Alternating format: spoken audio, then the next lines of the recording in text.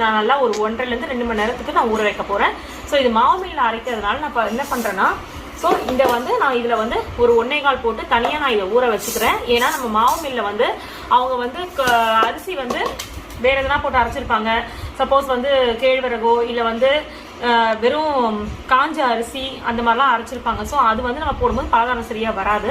So அதனால என்ன பண்ணுறோம், நம்ம வீட்லேயே ஒரு இது இந்த இதில் வந்து 1 போட்டு தனியாக ஊற வச்சோம். நம்ம இதுவுமே வந்து நம்ம யூஸ் பண்ணிக்கலாம், இது வேஸ்ட்டாக போகிறது கிடையாது.